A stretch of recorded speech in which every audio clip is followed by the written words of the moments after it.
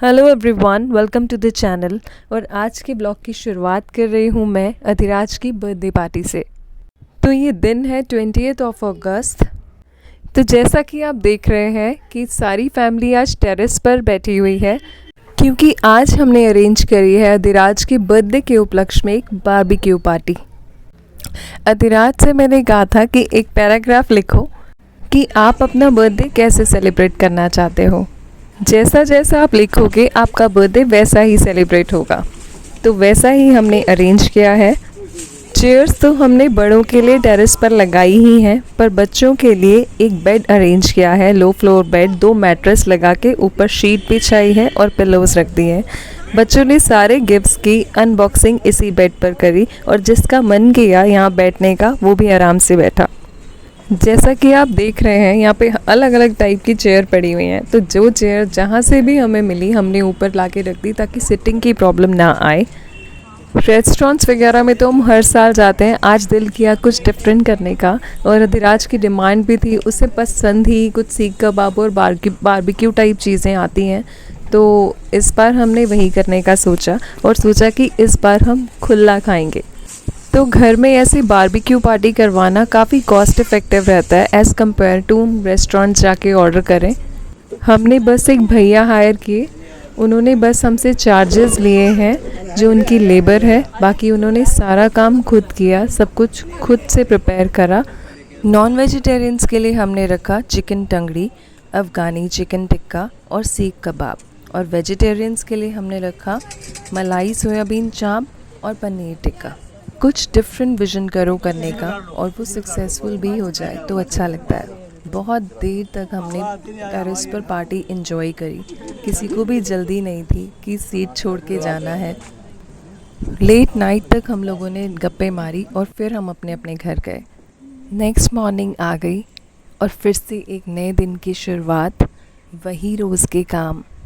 Party तो अच्छे से एंजॉय कर ली, एम्बियंस हो तो रोका नहीं जा सकता अपने आप को।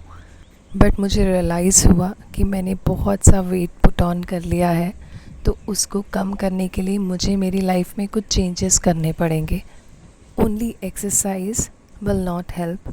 उन्हीं चेंजेस में से एक चेंज है कि मैंने डिसाइड किया है कि मैं अपने लिए एक हेल्दी ब्रेकफास्ट रोज़ खुद रेडी करूँगी। कोई और मेरा साथ दे या ना दे, I will do it for myself. तो मैंने रात को ही भिगो के रख दी थी मूंग दाल, साबुत छिलके वाली मूंग दाल है ये, और उसे सुबह ग्राइंड करके उसमें वेजीज़ ऐड करके मैं आज एक चिल्ला बना रही हूँ। ब्रेकफास्ट में आज मैं लूँगी मूंग दाल चिल्ला। मुझे बहुत ज़्यादा तो वेट लॉस नहीं करना है, बट आई प्रेफर कि मेरी बॉडी में एनर्जी भरपूर रहनी चाहिए। ये छोटे छोटे चेंजेस ही कंपाउंड होके हमें बिग रिजल्ट्स दे सकते हैं। ब्रेकफास्ट में मैं चेंज ला सकती थी क्योंकि इस वक्त मेरे पास वक्त होता है अपने लिए, पर पूरे दिन का मैं कह नहीं सकती, अभी तो नहीं फ़िलहाल। तो अपने मील के जिस एरिया में मैं कैलोरी कट डाउन कर सकती हूँ वो तो मैं करूँगी ही। और ये फूड जो मैं प्रिपेयर कर रही हूँ ये बहुत टेस्टी होता है यार, बहुत यम्मी। आपको फील ही नहीं होगा कि आप डाइट कर रहे हो। मैंने ये बैटर डोसे की तरह पतला पतला स्प्रेड नहीं किया है, मैंने इसे मोटा मोटा ही रखा है रोटी की तरह। इसीलिए मुझे इसे बार बार ढककर पकाना पड़ा ताकि ये अंदर तक अच्छे से पक जाए। हल्का हल्का देसी घी दोनों साइड से लगाकर मैंने इसे सेका है। मैं जब भी ये चिल्ला बनाती हूँ इसमें मशरूम, कैरेट और कैप्सिकम ऐड करती हूँ। अनियन टमाटोज़ तो होते ही हैं, और मैं टमाटोज़ की क्वांटिटी ना थोड़ी ज़्यादा ही रखती हूँ, इससे चिल्ला ना जूसी रहता है, और थोड़ा सा थिक रखने से भी शायद ये जूसी लगता है।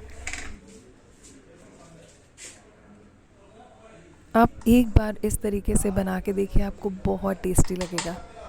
और हाँ, जब आप बैटर को ग्राइंड करें उसमें ग्रीन चिलीज़ और जिंजर ज़रूर डालिएगा। थोड़ी सी केचप और घर में बनाई ग्रीन चटनी के साथ मैं इसे लूँगी, और इससे टेस्टी फूड नहीं हो सकता। तो नेक्स्ट अपडेट ये है कि these days I am very busy with my son. पिछले दिनों अधिराज को थ्रोट इन्फेक्शन रहा, तो उसकी स्कूल में हॉलीडेज़ हो गई। उसके बाद इसका बर्थडे और उसकी पार्टी अरेंज करना, ये बहुत एक्साइटेड था, तो उस एक्साइटमेंट में अच्छे से पढ़ा भी नहीं। तो थोड़ा सा वर्क पेंडिंग है हमारा, वो पूरा करना है। इसके अलावा पीबीएल एक्टिविटीज़ भी मिल रही हैं स्कूल से रेगुलरली, जिसके लिए सर्च भी करना पड़ता है और बच्चे को करवाना भी पड़ता है। तो ये टाइम थोड़ा बिजी जा रहा है। चलो चलो लिखो। हमारी धरती इतनी सुंदर, सुंदर में आधा न, सुंदर है कोमा। हाँ पता है, जब हम नेक्स्ट कोई और बात बता रहे हो तो हम वही डालते हैं, और बट वो बात उसी चीज़ से रिलेटेड होनी चाहिए, है ना, उसका आधा पार्ट होना चाहिए उस बात का। दूसरी बात कहते हैं तो हम कॉमन लगाते हैं, कॉमन लगा दिया। इतना सुंदर और कोई ग्रह नहीं। मुझे तरस आता है इन बच्चों पे, कितना लोड बेचारे अपने साथ उठाकर चलते हैं। हमारी टाइम पर पढ़ाई का इतना लोड नहीं था।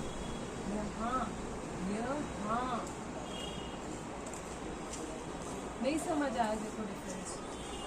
हान नहीं, हान होएगा ना तो डॉट डलेगी।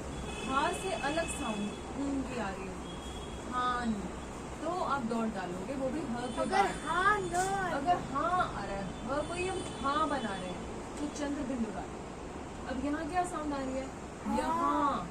हाँ तो यहाँ आ रही है, यहान। यहान आ रही है, यहाँ आ रही है, इसलिए चंद्र, और वो भी ह के ऊपर, कॉर्नर पे ले जाके नहीं। हाँ आएगा तो कॉर्नर में ले जाके वो आएगी डॉट। समझ आया? यहाँ के हम उनका लोड तो कम नहीं कर सकते, बट हाँ उन्हें कुछ कॉन्सेप्ट्स अच्छे से क्लियर करके उनकी हेल्प ज़रूर कर सकते हैं। उन्हें भी फील होता है कि हमारी मम्मा हमारे साथ है, फिर वो भी बेटर करने की कोशिश करते हैं। मैं कोशिश करती हूँ कि वो ऐसे कुछ भी रट्टा ना मारे, उसके कॉन्सेप्ट्स क्लियर रहें। हमारे टाइम पे किसी ने हमें ये नहीं समझाया कि चंद्रबिंदु कहाँ लगता है और खाली डॉट कहाँ लगता है। हमें पूरा टाइम ये याद रखना पड़ता था कि कहाँ डॉट आएगा और कहाँ चंद्रबिंदु आएगी। कितना अच्छा होता कि हमें भी कॉन्सेप्ट्स क्लियर होते, कितना कुछ आसान हो जाता। स्टडी एक लोड नहीं लगती, मज़ेदार लगती। मैं कोशिश करती हूँ कि इसको मैं इस तरीके से चीज़ें समझा सकूँ कि इसको स्टडीज़ मज़ेदार लगें। बेचारा घर से भी 2 घंटे पढ़ के आया है और अब यहाँ मेरे पास शॉप पे बैठ के भी पढ़ रहा है। अगर हम बच्चों का साथ नहीं देंगे तो वो इतनी आउटपुट नहीं दे पाएंगे। मेरी प्रायोरिटी में हमेशा मेरा बेटा रहता है, बाकी सब चीज़ें बाद में हैं और होती ही रहेंगी। पूरी ज़िंदगी चलनी है, पर इसकी लाइफ अभी नहीं बनी तो कभी नहीं बनेगी। नानी को भी पता है कि बच्चे नीचे बैठकर मेहनत कर रहे हैं, तो उन्होंने ऊपर से जूस भिजवाया है अधिराज के लिए। अधिराज को सारा वर्क डिक्टेट कराते कराते मैं शेल्फ्स पर कपड़े भी वापस जोड़ रही हूँ जो कस्टमर के आने पर बाहर निकले थे, ताकि काउंटर भी साथ के साथ ही क्लीन होता जाए, क्योंकि मुझे नहीं पता होता कि कब नेक्स्ट कस्टमर आ जाएंगे। कई क्लाइंट्स होते हैं जो फ़ोन कॉल करके आते हैं, उनका मुझे पता होता है कि उन्हें कब आना है, पर कुछ का नहीं पता होता, जो जैसे फ़र्स्ट टाइम आ रहे हैं उनका नहीं पता होता। तो उनके लिए मुझे टेबल हमेशा एम्प्टी रखना पड़ता है, ताकि उनको अच्छे से डिस्प्ले करके मैं चीज़ें दिखा सकूं। हम सभी धर्मों के लोग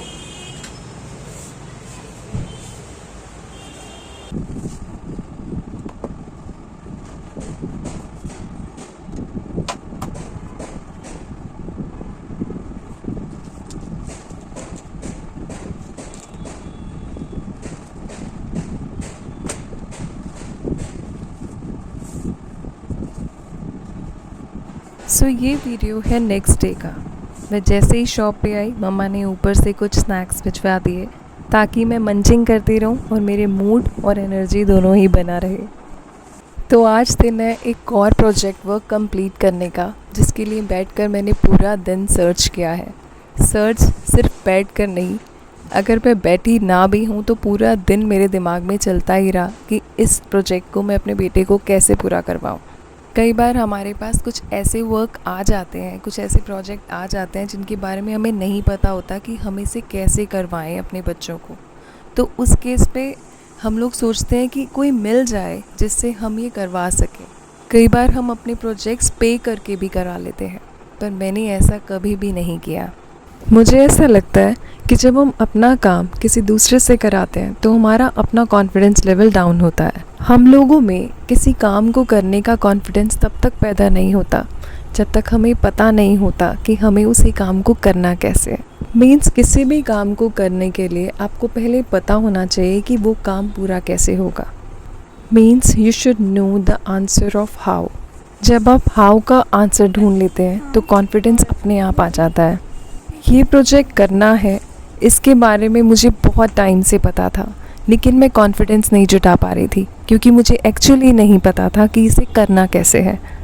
सच्ची बता रही हूँ, मैंने अपनी कज़न से बात की, अपनी टीचर से भी बात की, उनसे समझा कि इसे एक्चुअली कैसे करना है, तो फिर उसके बाद मुझ में कॉन्फिडेंस आया। मैंने लास्ट मोमेंट तक काम कर ही दिया।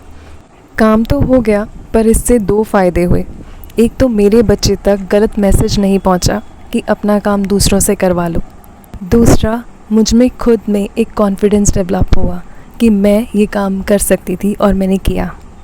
कॉन्फिडेंस आता है जब आप किसी चैलेंज को कंप्लीट कर लेते हैं। तो ये छोटी छोटी चीज़ें हैं जो आपकी लाइफ में चैलेंज की तरह आती हैं। इन्हें फुलफ़िल करते जाइए, कॉन्फिडेंस पाते जाइए।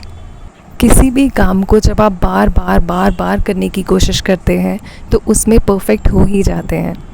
तब आप में कॉन्फिडेंस अपने आप ही आ जाता है।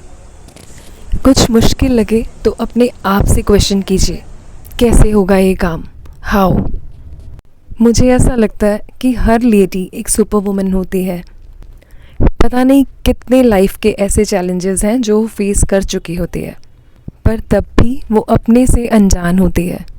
अपनी ताकत को पहचानिए, किसी पर रिलाय मत कीजिए। एडमिट कीजिए कि you are responsible for your life. उसके बाद देखिए कॉन्फिडेंस कैसे आता है। ये काम हमने लास्ट मोमेंट तक आते आते फिनिश किया। इस वजह से मुझे अधिराज की काफ़ी हेल्प करनी पड़ी, अदरवाइज़ वो मैक्सिमम काम खुद ही करता है। मैं सिर्फ उसको सर्च करने में हेल्प करती हूँ। ये थी मेरे लाइफ के अपडेट्स जो अभी चल रहे हैं। अब घर जाने का वक्त हो गया है। अधिराज का वर्क भी फिनिश हो गया था बाय द टाइम जब तक हम घर जाते हैं, और इसके बाद आशु भी आ गई। 9:30 तक मैं शॉप बढ़ा देती हूँ और उसके बाद घर पहुँचने में सिर्फ 5 मिनट्स लगते हैं।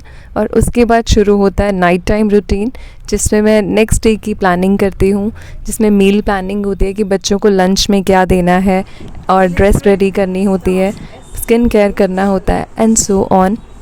चले फिर आज का दिन पैकअप करने के साथ साथ मैं इस ब्लॉग को भी पैकअप कर रही हूँ। मिलते हैं नेक्स्ट ब्लॉग में। मुझे नहीं पता कि आपको ये व्लॉग अच्छा लगा या नहीं, पर मेरा मन था कि मैं आपके साथ जुड़ी रहूं। मुझे लगता है कि मेरे व्यूअर्स मेरे नेक्स्ट व्लॉग की वेट करते होंगे, इसलिए मैंने अपनी लाइफ अपडेट्स का भी एक व्लॉग डालना ठीक समझा। पता नहीं आप लोग कनेक्शन फ़ील करते हैं या नहीं, पर मुझे फ़ील होता है। इस वजह से मैंने ब्लॉग जल्दी से जल्दी पोस्ट करने की सोची। Thank you all for watching my vlogs. See you in the next video. Till then, stay connected and stay motivated. Thank you for watching. Bye bye.